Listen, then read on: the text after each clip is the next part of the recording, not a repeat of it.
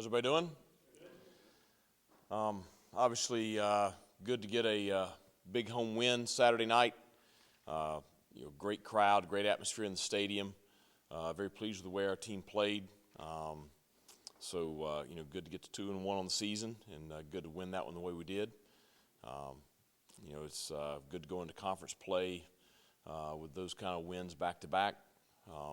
Obviously, pretty challenging opponent coming in here this week. Navy coming off a bye. They're always a challenge, and expecting nothing different. This week. That game up there in Annapolis last year, could have really went either way, and they got a lot of guys back off that squad, and so it's we got a work cut out for us this week. But I could tell the kids already Sunday evening were really had turned their focus to this game, and our older players, they understand. Number one, it's conference opener, but number two, they all understand just what the Navy football program is. Coach Niamat's done a phenomenal job there for a long time. He's been there for 25 years.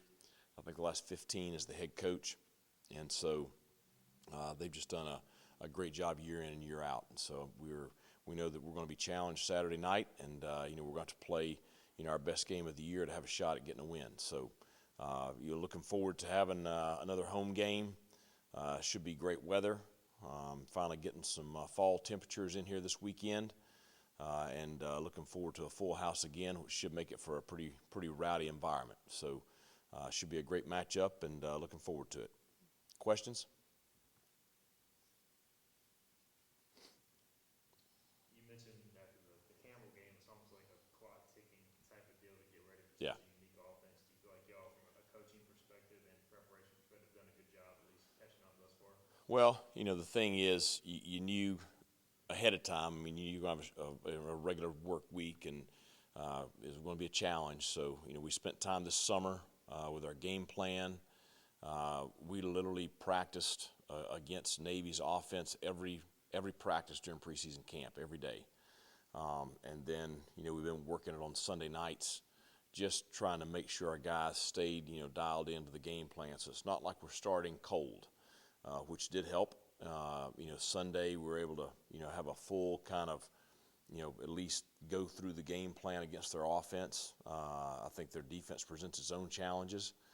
But we had a pretty good practice Sunday night. A lot of guys around the facility on their own yesterday watching film. So we feel like we're at least prepared for practice today. Now, the challenge is just how do you replicate, what they do. And it's, we can have guys go out there and line up and, run through their plays, but, it's, with them, it's not as much what they do as how they do it. And I just think they do a great job with execution. Their line play is just, it's so hard to replicate. And so, that's going to be the challenge this week, is getting our scout teams to give us as good a look as possible and get them to play as fast as possible, which is not going to be anywhere near, how fast Navy runs their offense. The guys have said that Coach Waytesh is very important this week, that he gives you guys a great look. How does he impact this week as far as like his knowledge of that offense and how it runs? Well, I mean, he was with us at Lenore-Ryan when we ran it. He was with us at the Citadel when we ran it. He actually coached on offense for a year at Lenore-Ryan. So, one, he understands the offense.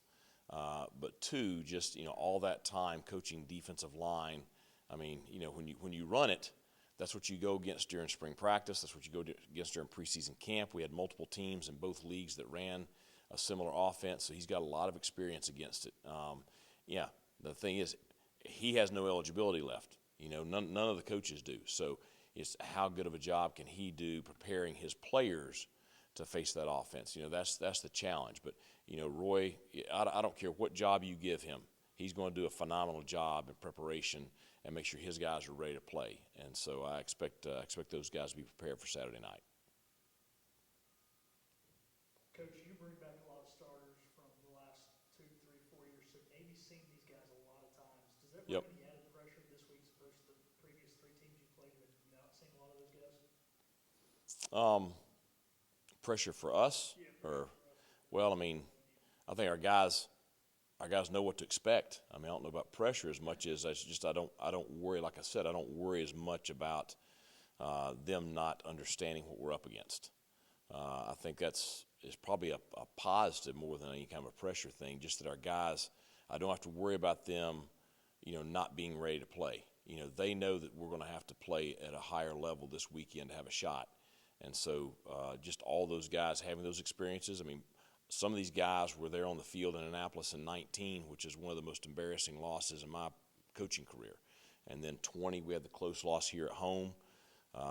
We finally did actually get a win in the series up there last year. So these guys have been in this game. They understand what we're against, what we're up against. And so I feel like that's an asset to our team. Going back to that Navy offense, what are some of the X's and O's as far as the defensive line? Is it gap integrity? Does one guy have a pitch man? One guy have a fullback? Responsibilities that way? What are some of the things you look at? Well, I think the most important thing is being able to try to match their physicality. Extremely physical offensive line, and then it comes back to just doing your job. And no matter what we have called, everybody has a responsibility, and that's probably the two most important things for that group up front this week is matching the physicality of the Navy offense and then doing their job, play after play. Because all it takes is one misfit, one guy, not being responsible for his, responsibility on a certain play, and that's when you see the huge plays. And that's kind of been their MO for years, is they'll 3-yard you, 4-yard you, 3-yard you, 4-yard you, and then they'll 70-yard you. And that's, we've seen it, time after time over the years, both sides. So that's the real challenge is being able to just sit there and down in and down out, be that disciplined and that physical. Through the first few weeks, it looks like you guys are pretty physical on the back end. Like, guys like Juwan Powell. Does that kind of put you in a good position, just having those guys, asking them to do run fits and stuff like that? Well, I think that's kind of what we hang our hat on as being a physical football team, and but that's what Navy hangs their hat on too. And so, it's you got two good football teams that are facing off, and both of them are, it's kind of a clash, two similar styles. And I know we're in the spread and we do things differently defensively and stuff, but I mean, Ken very much believes in a lot of the same things I believe in as far as how you win consistently. And I think that what that's going to create is just a highly competitive football game.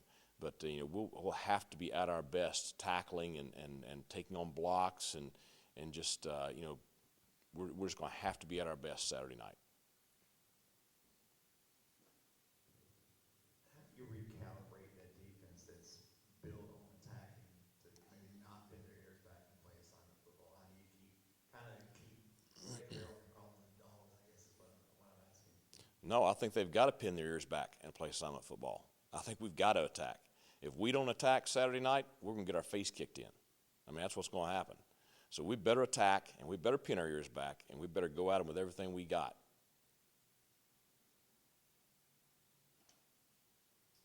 Talking about Juwan Powell earlier, he missed that tackle early in the game, but he seemed Yeah. to respond from that and play really well the rest of the game. Is that kind of that next play, next series mentality? Yeah, and Juwan is very confident, and that's that's always the balance as a player. It's especially the balance at certain positions. And I think corner is one of those positions. You can play 80 plays at corner and have 2 bad plays, and everybody in the stadium knows it. It's very similar to playing quarterback. So yeah, I mean, he's got a short memory. He's got a lot of confidence in himself, and so yeah, he had the wrong leverage and didn't wrap up. He missed a tackle. So, but he didn't let that affect him. He came back and played a very good game the rest of the game, and I'm positive he has learned from that and will be better for it. So. Switching gears a little bit, after the game, Isaiah was talking about run blocking and how it's almost as important as just catching passes. So Right. what's that like, just fostering that mentality across that group like this year? Well, I think that our blocking on the perimeter has been much improved this year. Part of that is just we have a couple of bigger guys on the perimeter, but two, I think I think some of the new guys, I think some of the new staff, I think some of the guys that are returning being a year older. I think there's just been a higher standard of accountability as far as blocking on the perimeter, blocking for each other. And you've seen the benefits of that. You've seen, the screen game's been improved. We had one screen hit for a loss the other night, but really other than that one, we've been pretty effective in the screen game. Anytime you see a running back have a long run, I promise you there's downfield blocking involved in that. And so I think those guys take pride in being, we talk about being a better player without the ball in your hands than you are with the ball in your hands. And I think, when you get guys that are doing that, that's when really they turn that next corner into being a complete player.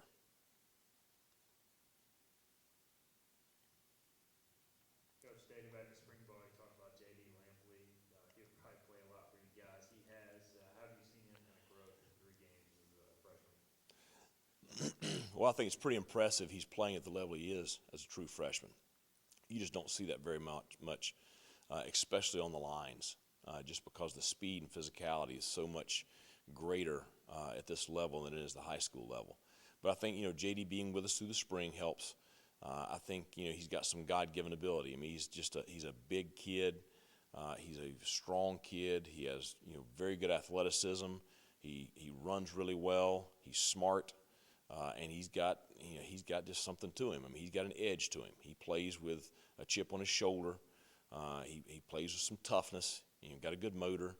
I just think all those things together, allow him to be competitive very, very young. And he's going to make his mistakes, but he's going to make a lot more positive plays than he is negative. I know you spoke last year about the importance of the Military Appreciation Day, and this year it's against the Navy, so it kind of brings up another, Right. just the importance of that honoring them during your thing. Well, I mean, the reality is none of us would be here living the lives we lived if it weren't for our military protecting us and defending our country. And I think I got even more of a special appreciation for it after my time at the Citadel.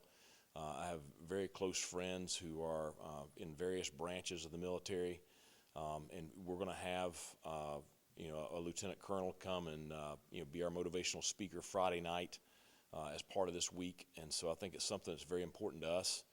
We talk about it a lot, not just this week. I mean, we talk about it a lot with the team throughout the year. We talked about it on 9/11 this year. So I think it's just something we all need to understand, slow down every once in a while and just, say thank you, because we're allowed to live this life in this country because of the sacrifices of the men and women that serve in our military.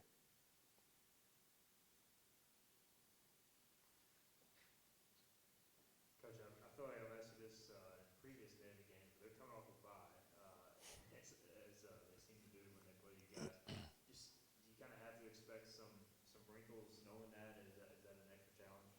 Well, you've been able to ask me that question 3 of the last 4 years. So, but what I think is, and you look at some of the things that they had 2 tough games to start the year, okay, and they made some mistakes in those games that allowed them to not be as successful as they want to be.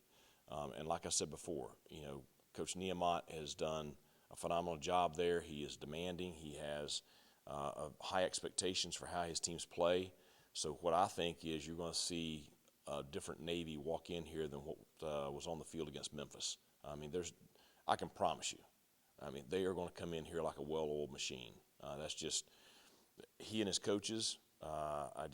They do a phenomenal job. So I think that's what you're going to see. Will they have some wrinkles for us? Yeah, I promise you, they've had some wrinkles for us that they probably worked on last summer. And I just think that they're going to come in here playing at a very high level, all 3 phases. I don't think just offense. I mean, Coach Newberry does a great job defensively there. I think they do a great job on special teams. They're very aggressive in both of those phases as well. So I just think you're going to see a very sharp football team come in here, and I think it's going to be a great matchup. Anything else? All right. Thanks a lot.